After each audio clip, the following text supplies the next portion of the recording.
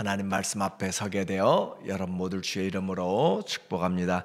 하나님 말씀은 예레미야 46장 25절입니다. 만군의 여호와 이스라엘의 하나님께서 말씀하시니라. 보라, 내가 노예 아몬과 바로와 애굽과 애굽 신들과 왕들 곧 바로와 및 그를 의지하는 자들을 벌할 것이라. 아멘. 오늘은 열국의 심판, 첫 번째로 이집트의 심판에 대해서 말씀을 같이 나누겠습니다. 이제 예레미야서의 결론 부분으로 가고 있어요. 예레미야서는 1장부터 52장까지 있는데 오늘 이제 46장부터 51장까지는 이 예루살렘, 유다를 포함하여서 그 주변 지역을 말하는 10개국에 대한 하나님의 열방에 대한 심판을 말하고 있습니다. 그래서 이집트를 시작으로 바벨론까지 이 10개국에 대한 심판의 메시지예요.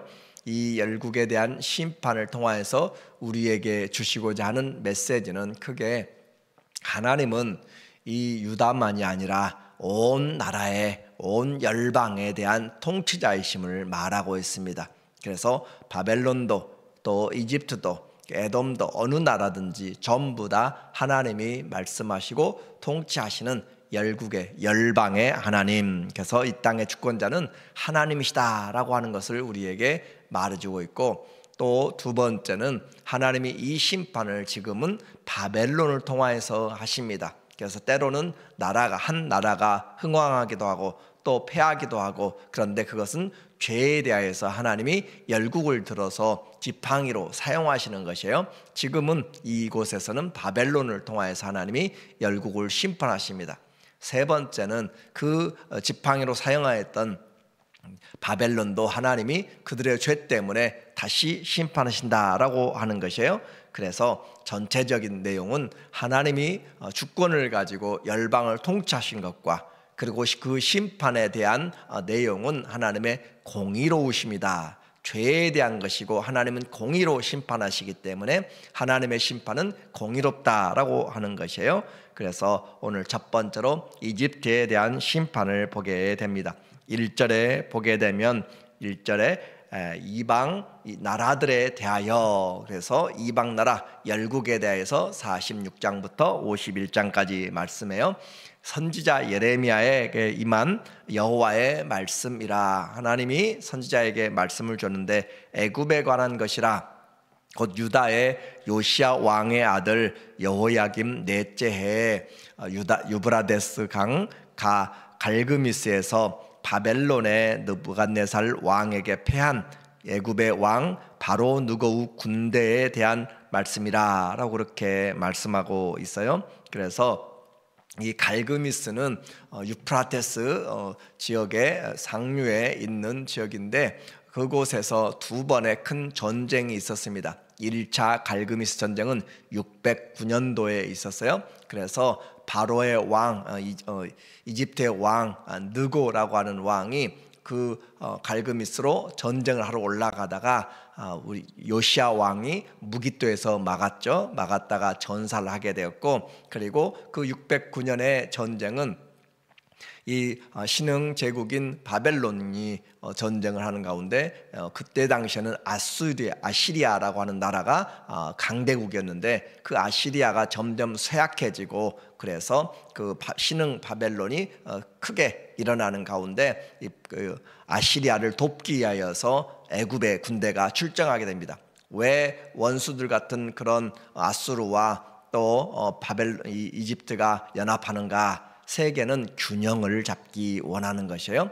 마치 미국과 러시아와 중국이 어느 한 나라가 없어지면은 힘들기 때문에 서로 경쟁하도록 그렇게 힘을 분산시키는 것이죠. 그런 것처럼 너무 강대국인 그런 바벨론이 강하게 되면 이 이집트도 문제가 생기기 때문에 그들과 사이가 좋지 않지만 아시리아를 도울 수밖에 없는 것이 바로, 그래서 국제관계에서 영원한 적도 친구도 없다라고 하는 것을 우리는 보게 되죠. 그렇게 올라가서 전쟁을 했는데 그 전쟁에서는 무승부가 되게 됩니다.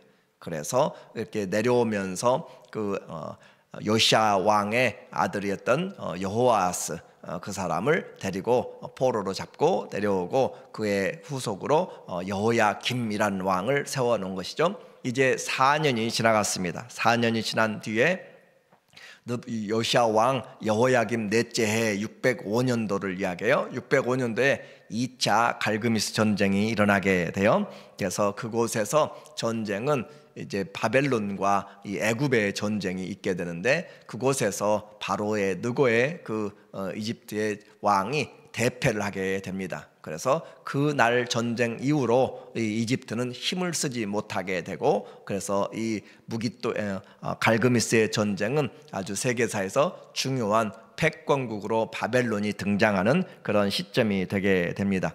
이와 같은 역사적인 상황에서 이제 이 이집트의 군병들이 당하게 되고 패하게 되는 내용을 오늘 본문 46장에서 말하고 있어요. 그래서 사람들이 아무리 준비를 하고 해도 하나님이 손을 들지 않으면 안 된다라고 하는 것이죠. 그래서 이집트의 모든 기병들 그리고 그 보병들이 전부 다 무너지게 되는 그런 사건들을 지금 예레미야는 이곳 유다에 남아서 그 내용들을 보고 있는 것이에요. 이와 같이 하나님의 말씀을 전하면서 이집트의 용병들, 9절에 보니까 이집트와 함께 그들이 올라갔던 용병들이죠.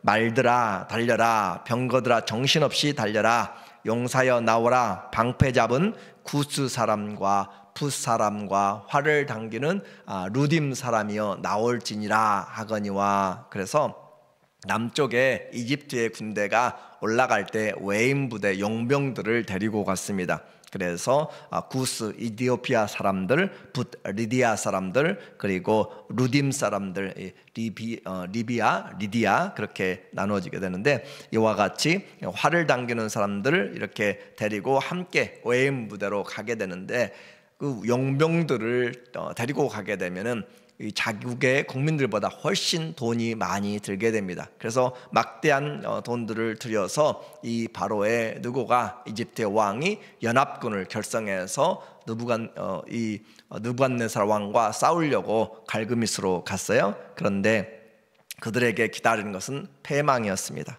그래서 기병들이 아무리 정신을 차리고 해도 할 수 없고, 그래서 아무리 열심히 그들은 힘을 내서 싸우려고 그렇게 했지만은 결국 승패가 갈라지게 됐고, 그날은 주 만군의 여호와께서 그의 대적에게 원수 갚는 보복이라 칼이 배부르게 삼키며 그들의 피를 넘치도록 마시리니 주 만군의 여호와께서 북쪽 유브라데 강가에서 희생 제물을 받으실 것이미로다.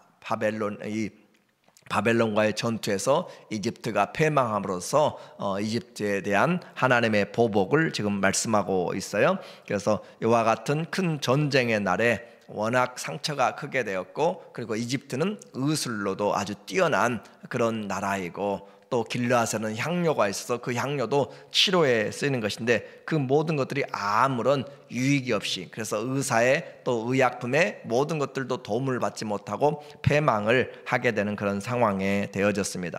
뿐만 아니라 이 예레미야는 그 당시에 605년의 패배뿐만 아니라 앞으로 일어나게 될 40년 후의 내용들까지도 함께 지금 이야기하고 있어요. 그래서 이 바벨론의 군대는 605년에 그 갈그미스에서 전쟁에 승리하고 바로 또 남쪽의 유다를 치러 내려오게 되죠. 그래서 605년도 첫 번째 바벨론의 1차 침입이 유다 땅에 있게 되었고, 그리고 그때 바벨론으로 이 왕의 왕자들 또 고관의 자녀들이 끌려가게 되고, 다니엘도 함께 끌려가게 되는 사건이 바로 이 갈그미스 전투의 결과의 내용들로 나타나는 것이에요.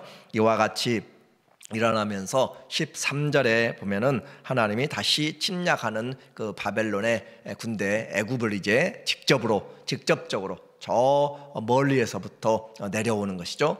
그래서 바벨론의 느부갓네살 왕이 와서 애굽 땅을 칠 일에 대하여 선지자 예레미야에게 이르신 여호와의 말씀이니라. 이 일은 568년에 있게 됩니다.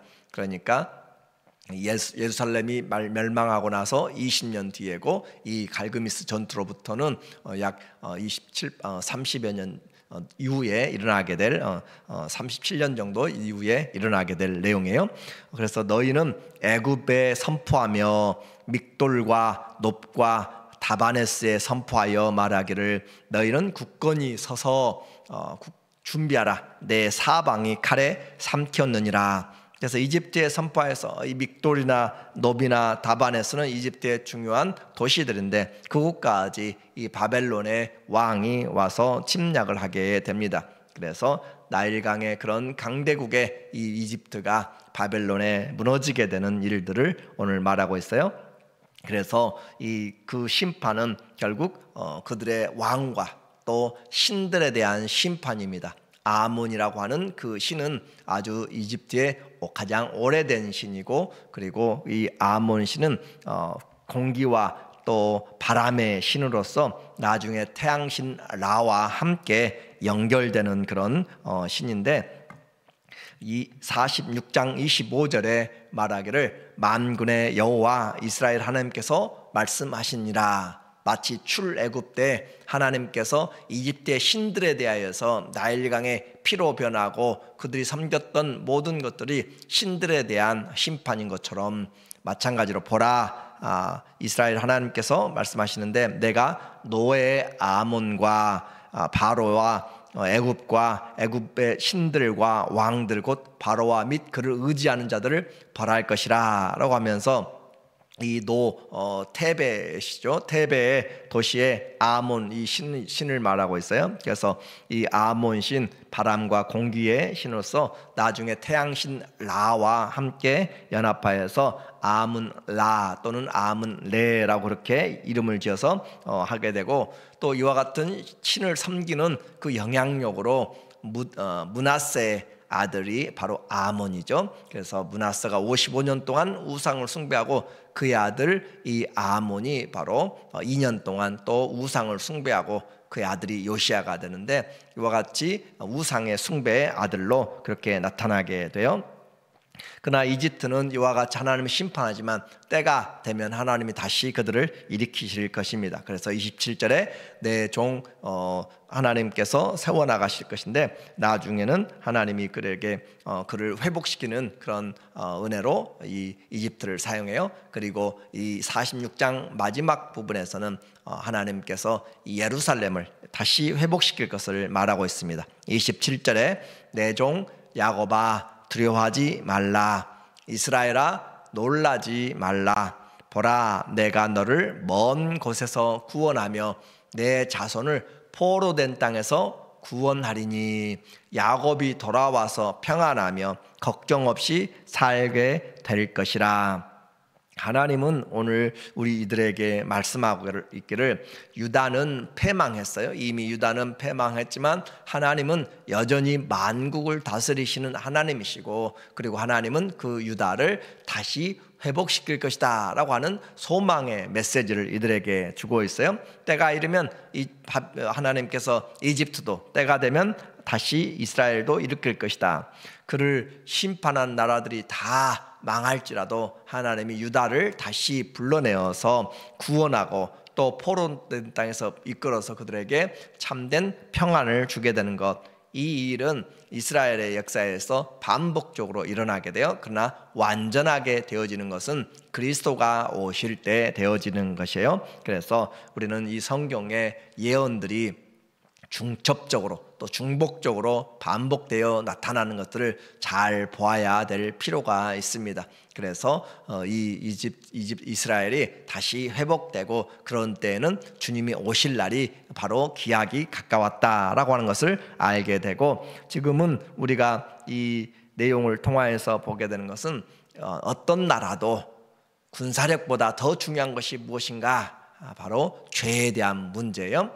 죄를 하나님이 심판하시기 때문에, 그래서 군사력이 강하다고 그 나라가 오래 가는 것이 아니라 죄가 관영하면 무너져 나가는 것이에요. 그래서 하나님의 공의가 이 땅을 심판해 나가는 것을 우리가 보면서 죄가 군사력보다 더 무서운 것이다, 오늘 이것은 이 일상의 생활에서 성도들에게도 마찬가지로 이야기합니다. 우리를 무너뜨릴 수 있는 것은 죄가 우리를 무너뜨릴 수 있다라는 것이기 때문에 성도는 경건의 삶에 대해서 자신을 하나님 앞에 드리고 하나님이 받으시기에 합당한 삶으로 살아가는 것이 그 어떤 것보다 자신을 잘 무장하는 것이 되게 됩니다. 그러므로 하나님의 이 자녀들이 아무리 힘들고 어려워도 우리를 지키시는, 또 우리와 함께 하시는 분은 바로 만군의 여호와 하나님이다 라고 하는 것을 우리가 기억하면서, 그리고 그 주님은 우리의 죄에 대하여서 분명히 해결을 하도록 그렇게 말씀하는 거예요. 그래서 우리의 개인의 삶에서